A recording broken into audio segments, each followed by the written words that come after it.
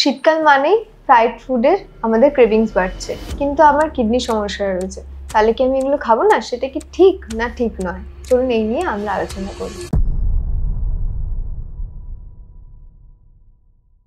নমস্কার, আমি Bipasha Debnath, renal nutritionist, Nutrocare India, Chandannagar থেকে বলছি।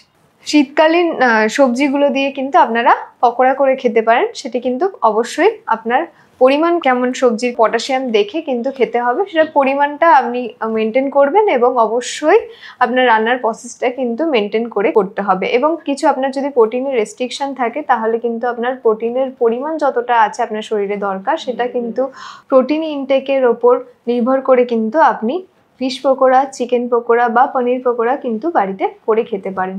এগুলো করার ক্ষেত্রে আপনার একটা ছোট্ট টিপস আমরা বলে থাকি যে আপনারা এগুলো যখন বানাবেন বেসনটা কিন্তু অ্যাভয়েড করবেন, কারণ সেটা কিন্তু ডালের প্রোডাক্ট। তখন আপনারা তার পরিবর্তে চালের গুঁড়ো বা সুজি ইউজ করতে পারেন, তাহলে কিন্তু এই রেসিপিটা অনেক বেশি সুস্বাদু হবে।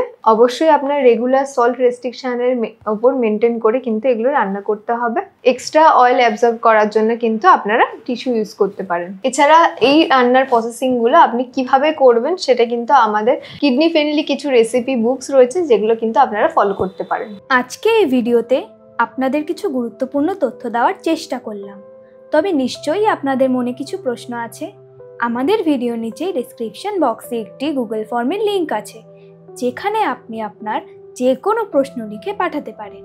আমাদের টিম আপনাদের সেই প্রশ্নের যত তাড়াতাড়ি সম্ভব উত্তর দেওয়ার চেষ্টা করবে। যে কোনো রোগ প্রতিরোধ করার জন্য শরীরচর্চা খুবই গুরুত্বপূর্ণ। প্রতিটি মানুষ যেমন আলাদা, ঠিক সেইভাবে তাদের শরীরের জন্য যোগা বা শরীরচর্চার ধরনও আলাদা।